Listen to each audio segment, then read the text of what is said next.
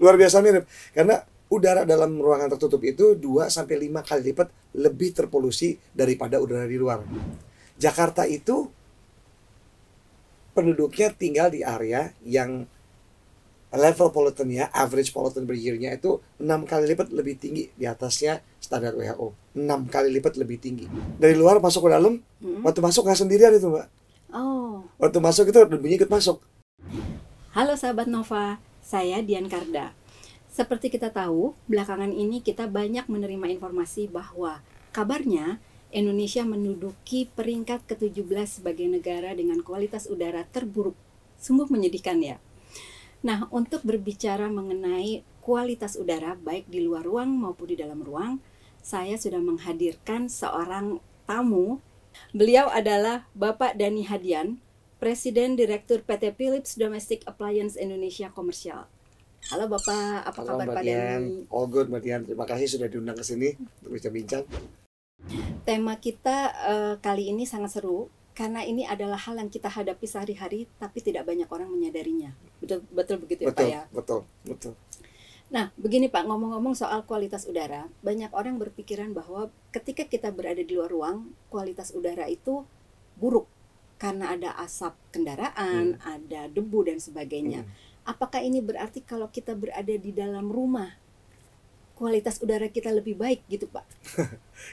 That's a very good point tuh, Mbak. Sebenarnya kalau kita ini banyak orang bertanya kayak gini, punya pikiran kayak gini ya. Tadi saya senang kata-kata masalah bicara sesuatu yang dihadapi setiap hari tapi tidak kita sadari. Sebenarnya itu research has proven bahwa udara di dalam ruangan itu jauh lebih terpolusi daripada di luar. Supaya kita seru, coba saya kasih tebakan.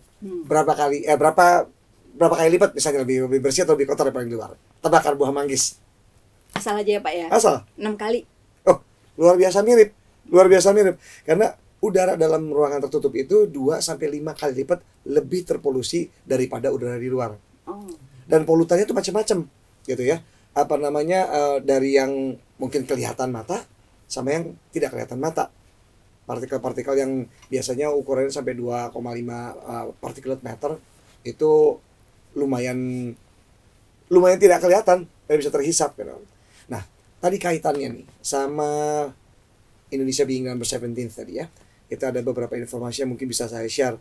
This is coming not from me but also from a very credible institution yang melaporkan bahwa 90%, 91% malahan penduduk Indonesia itu hidup di wilayah di atas ambang batas polusinya yang ditetapkan oleh WHO.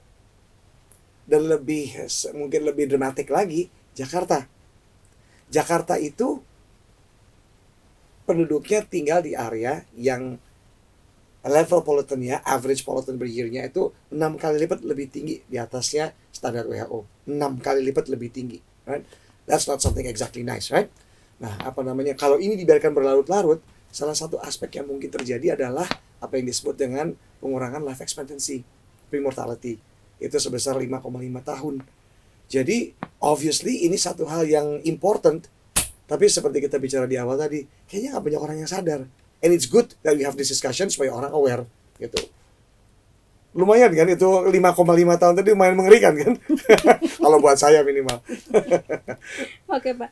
Nah, perbedaannya tadi itu ya, 2 sampai 5 kali lipat lebih buruk di dalam ruangan dibanding luar ruangan. Ini statement yang mungkin sangat mengejutkan bagi orang banyak gitu Pak. Karena berpikirnya kita kalau lagi kena debu kita masuk ke dalam rumah. Betul. Aman, ternyata nggak aman ya Pak.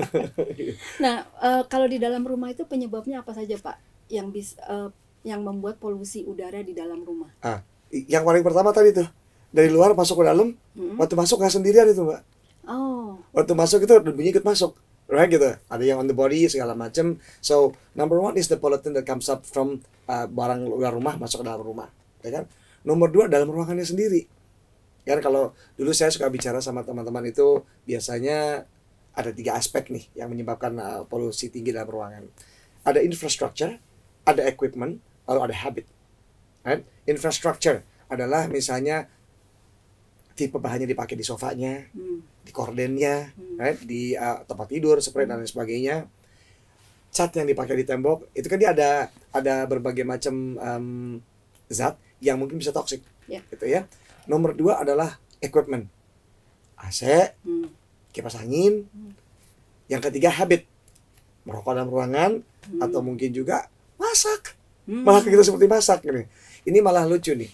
Di beberapa negara di dunia yang mungkin termasuk dalam low and medium income countries, itu the concern, health concern dari penggunaan bahan bakar padat dan cair seperti kerosin itu tinggi banget. Pengaruhnya terhadap kesehatan orang dalam rumah itu tinggi sekali. Untungnya mungkin di Jakarta mah udah berkurang, di Indonesia juga udah berkurang ya dengan program pemerintah kayak LPG kemarin dulu itu. Tapi kalau itu tidak berubah, effect of that particular kebiasaan itu besar. Again, many people mungkin nggak aware masalah itu. Again, it's something very important ya. Keseharian yang tidak kita sadari. Luar biasa kan itu. Itu Bahkan kalau kita ngomong furniture, itu di dalam furniture itu ada kayak perekat, itu semua bisa ya? Itu dia, exactly. Ya, tadi saya bicara tembok, kan perekat ini juga kalau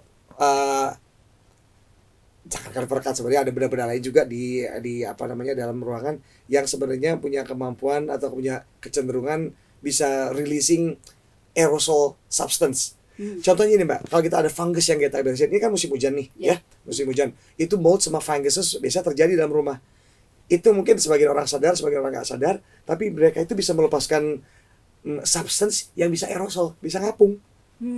Nah itu jadi salah satu polutan dalam ruangan gitu. Karena tadi kan saya bilang polutan dalam ruangan itu ada berbagai macam tipenya, kan gitu. Ada yang alergen, ada yang pollen, ada yang bulu binatang, sampai harmful gases yang bisa keluar dari macam-macam benda tuh, gitu. Jadi it's important tuh bahwa kita memastikan bahwa apa yang kita taruh dalam ruangan itu sebisa mungkin mengurangi jumlah polusi yang ada dalam ruangan tersebut. Gitu, ya kan? Oke. Kebiasaan mungkin menumpuk benda-benda yang kurang bersih dalam ruangan itu kayaknya biasa aja kan. Air conditioner menstabilkan ruangannya iya, quality of udaranya iya, tapi polutannya mungkin satu hal yang perlu kita kaji lebih lanjut kali ya. Termasuk diantaranya virus dan bakteria. Dan itu tidak terlihat ya Pak? Ya, terlihat itu dia.